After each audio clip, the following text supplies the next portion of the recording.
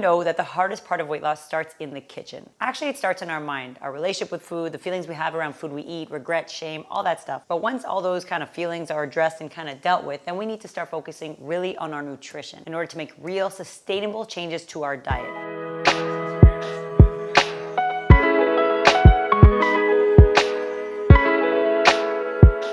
Now, arguably, the most important part in weight loss is in fact nutrition, the food that you eat. And you could watch this video in order to find out easy swaps to make healthier choices within your diet. But in today's video, I'm gonna talk about the most used appliances in my life that have made healthy eating a lot easier. These are the kitchen tools that have gotten me through medical school, residency, becoming a mom, and beyond. It saves me a lot of time, it definitely saves a lot of stress, and it has made healthy eating significantly easier. Let me explain why. Now, no, I'm not gonna mention a food scale today because I'm not about measuring food or counting calories because that can be pretty laborious, tedious, and kind of annoying. I'm gonna talk about appliances that save your health, like the air fryer, something that I should have gotten into a long time ago, but that I've started using for about the past year, year and a half. Essentially, you need to use a lot less oil in order to get the same taste and flavor from food that you put into your oven. It also uses a lot less energy. You will see in the description below all the links to all of my favorite appliances. Know that they're mostly found from Amazon, so the return policy is quite incredible. If you're not happy with it, you can send it back. There is no loss. There's only so much to gain from using these appliances and gadgets. I use my air fryer to cook almost anything and to reheat absolutely everything, whether that be french fries,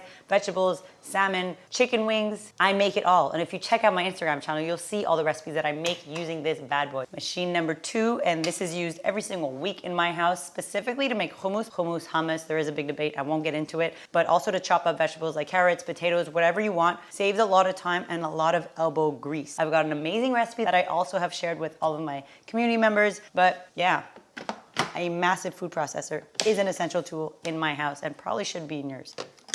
As you see, I'm going from bigger appliances to smaller gadgets. This is the Magic Bullet, and if you're a kid from the 90s, you've definitely seen the commercials about the Magic Bullet. It is a tried and true appliance that I use every single day, whether it's to make a shake, to blend oatmeal in order to make oat flour, or simply to create pancake mix. I only have one dish to clean, and it seriously saves my life. It stays on my countertop, and that's it. The next is a handheld blender / chopper. So if you're there chopping up a lot of onions, garlic, I know I am, I use this bad boy instead of getting a workout in. There's a mini blade, goes in here, you put in whatever you want to chop up, and then you use this kind of motor that plugs into the wall, and you have your things done in seconds. So I add that to meat patties I make, burgers, whatever you're making, it is a fine tool. And the other way I use this is to blend soups.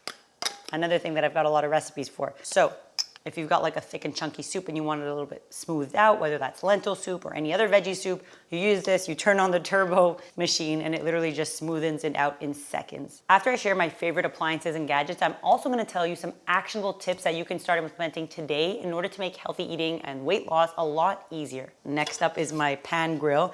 It's easy to store, but the most important thing is that if you live in North America or Canada specifically, our winters are long and grueling, and I'm not about getting up my barbecue in the middle of minus 30-degree weather in February. So instead, to get the same kind of barbecue flavor and grill and charredness on your meats that you're cooking or your veggies, I absolutely love this grill pan. The other thing that I love and use very often, and that gets my little kids specifically excited, is this cute little waffle machine. And why is it good for weight loss? Because you don't use as much oil to cook your waffles. You actually don't need to put any butter. Sometimes I put a drop of olive oil. Basically, it's non-stick, so that's really effective when you don't want to add in calories. Same with this pan. Maybe it's fine. I'm not sure if this is the last thing I'm going to mention, but these silicone trays. So I talk about this all the time. I have a healthy muffin guide in the link below. These are the healthiest muffins I've ever created, and people are making them every single day. I make them multiple times a week. Point is, I use no butter, no oil, no little parchment trays for these muffins, and they go in here and they pop right out, and that's it. One thing to clean. No extra dishes, no extra garbage or waste for the world.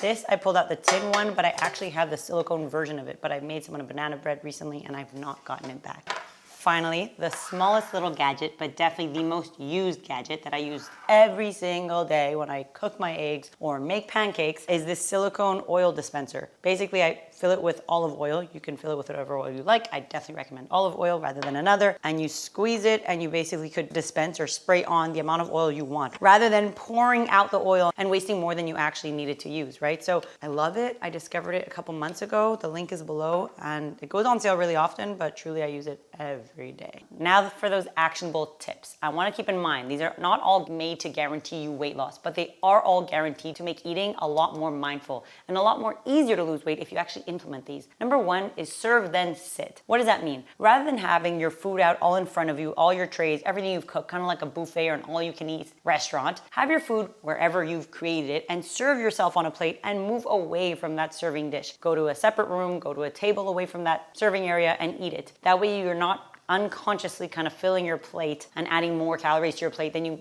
maybe need. It goes without saying, if you're hungry, go for a second serving. But the point is you're more mindful of how much you're serving yourself if you walk away from that serving dish. The next thing I want to mention may seem a little woohoo, but it is really important. We tend to kind of disregard how hard we work for the money we make that buys the food we cook and eat. So saying something positive about the food that's in front of you before eating it makes that mindful eating so much more important, so much more meaningful. Something simple like, I'm grateful for X that's in front of you, or I absolutely love the flavor of these beans in front of you. And I do this with my children. I tell them, what do you love? There's absolutely no religious connotation to this. It's just being more mindful about what is actually in front of you so that your sense of enjoyment and pleasure is increased. Now, this is a no-brainer and we all already know this, but I'm just gonna remind you to drink more water. It doesn't matter if it's before or after your meal or during your meal. Point is, make sure you're well hydrated. We tend to underhydrate ourselves throughout the entire day. So if a meal is your opportunity to remember to drink more water, do so. I don't like giving strict rules around eating because strict advice tends to not actually become sustainable and people drop that advice. But if I just say drink more water around your meal,